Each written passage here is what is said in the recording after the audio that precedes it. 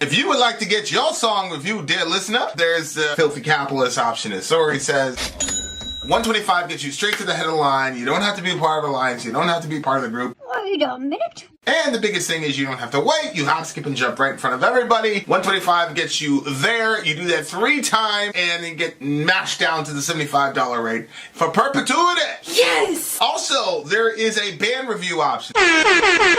So if you've got a band and you're trying to get your band some exposure, hit me up at vinsori@gmail.com, and I'll show you the details about how to pull that off. You can also jump on Patreon, and there is a option on the tiers to be able to get your band reviewed. Obviously, we can't lie to you, so we can't guarantee a positive review.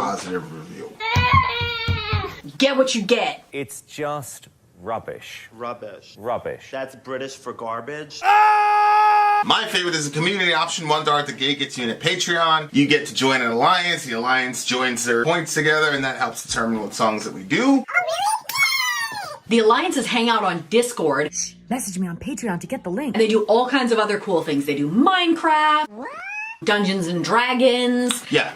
It's really a community within the community. Anybody can go in the village, facebook.com/Vin and Sori. There's 160,000+ people on the channel. What's cool about the Discord is that it offers a real opportunity for community connection, friendship, that type of thing. And it's on Discord, so if you're not a Facebook person, it's for you. You start off at $1. Right. Plus you get exclusives. Sori and I are working on a song. So the first 15 seconds of that was on Patreon. Also, at $15 tier and above, when we actually debut the video, they're going to be there live with us. There you are, dear listener. Buy our merch. Buy our merch indeed. A child shall lead them. To buy our merch. Yes, dear listener. Yes, dear listener. Yes, dear listener. Ethan Luck, Let It Burn. Let's see. I think BC is trying to get a mini alliance going. So BC's he says, I'm good for 3 Grateful Dead songs, looking for 2 more. So if you want to jump on BC's Grateful Dead thingamajiggy, send an email to her or send an email to me, vinsori@gmail.com, and we'll jump on it. Okay, here we go.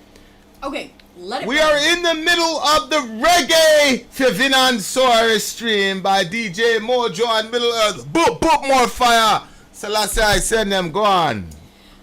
Let It Burn by Ethan Luck. In 2018, Ethan Luck released a reggae album, Let It Burn. I like reggae. This is Mojo again, by the way. But I'm not what I would call a super fan who knows all the ins and outs of the genre. But this is a really cool album, and I love the title track. I think it's just a beautiful song. Enjoy. Okay, here we go. Ethan Luck. Ethan Luck, Let It 2018. Burn, 2018. Let's do this shit. Mojo pick, let's do it.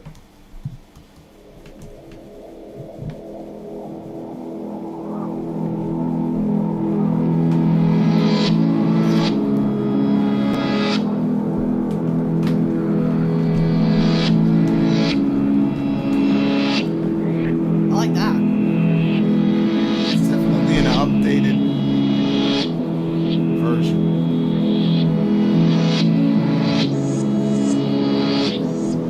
I really like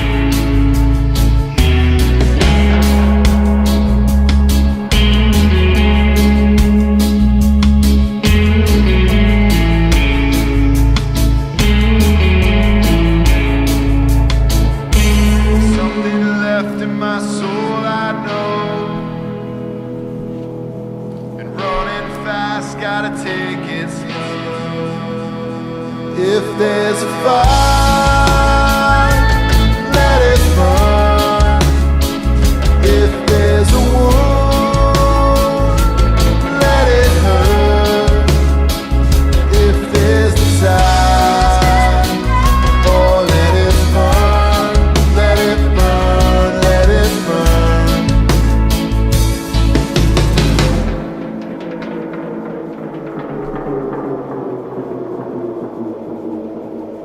Can't find him on Apple.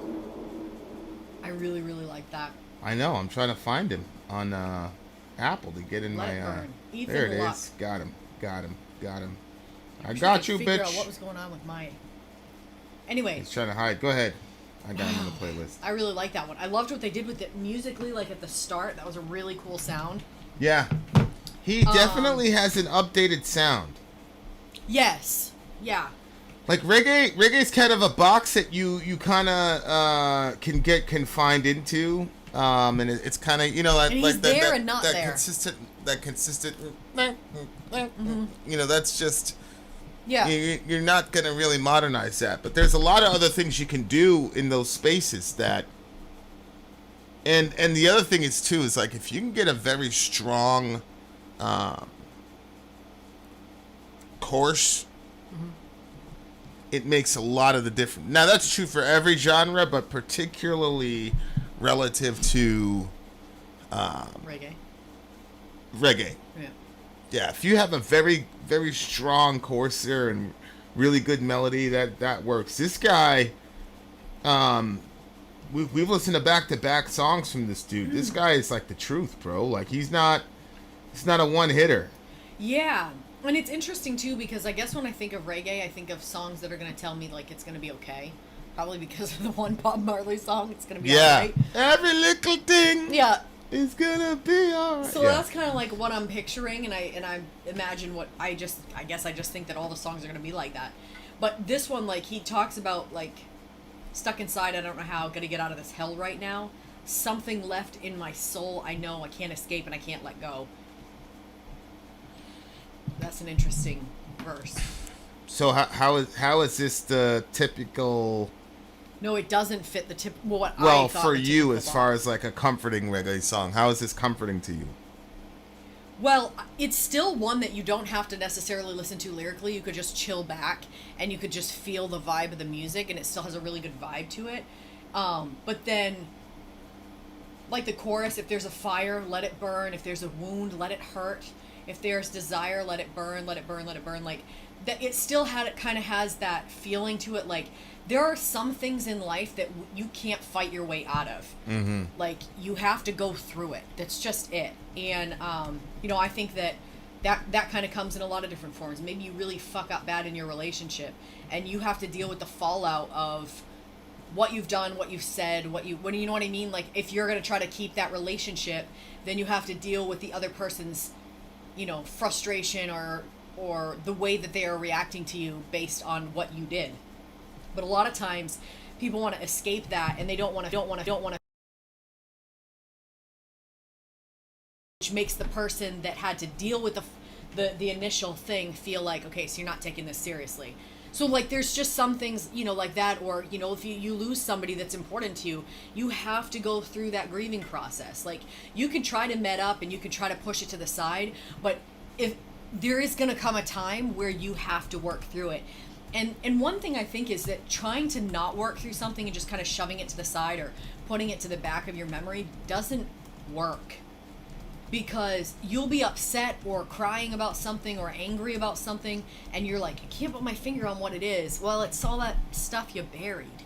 You're not really focused on what the issue is. You just know that there's an issue. That's not a really healthy way to live. So I kind of just liked that. That was kind of like the vibe that I got from it. And he said, it took so much time just to get out here.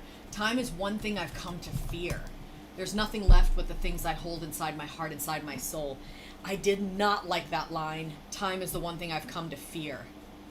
And I don't understand, like maybe you can explain where was he going with that? But no, I don't like that. I don't want to fear time. Well, the first line is, it took so much time just to get out here. I was just having this conversation with one of the kids, and we're thinking through, a certain behavior trait or pattern. And one of the things that we got to was they don't think that they're having enough time with everybody, so they want to maximize the time. So they prioritize that over other things. But if you spend, it's kind of like the Roadrunner syndrome, where I've seen one episode where Wile E. Coyote finally catches, the Roadrunner, and then he basically releases him. Yeah. Because it's like now all he's left with is basically time. Because a lot of philosophies and theories have to do with the fact that we know we're going to die. And so, in that sense, you're in a race against time, which is really a race against entropy. You're not really a race against time, it's against entropy. Because you know that entropy is going to take away the conscious connection you have between the people that you love in this place. Yeah. And so, if you have something in front of you that you can channel your devotion to, that you believe you're affecting in a certain way, then it gives you the feeling that your life is meaning and purpose, etc. But once you've accomplished that major life goal, all you're left with is the stark reality that you're going to die one day and entropy is going to take all this away from you. So I understand those two lines. They work perfectly with one another. It took so much time just to get out here. Time is the one thing I've come to fear. Because if you don't have a worldview that you believe can overcome entropy, then it's over. And that's where you deal with nihilism and all the rest of it. Yeah. Right? Yeah. And so I think that's one of the things that I think that is so exciting about the most cutting edge discoveries in science, especially relative to consciousness, that it is so much more likely that consciousness survives entropy and is impervious to entropy. But that's a completely separate discussion. But yeah. I really enjoyed the song. Time, entropy, and all that stuff.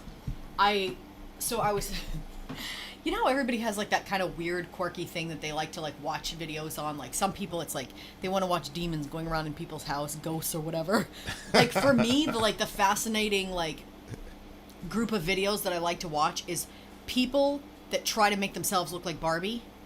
I find that completely fascinating. I'll watch the video start to finish, and I hardly breathe through the whole thing because I'm just trying to understand what's going on here. But understanding the obsession of wanting to look a certain way and all the things that they put their bodies through, and this one person was put over $1 million of plastic, and it's a trans woman, and so she was talking about, and you saw some of the procedure and stuff like that. It's just unbelievable. And obviously from the first when she first transitioned till now, there's been she's older.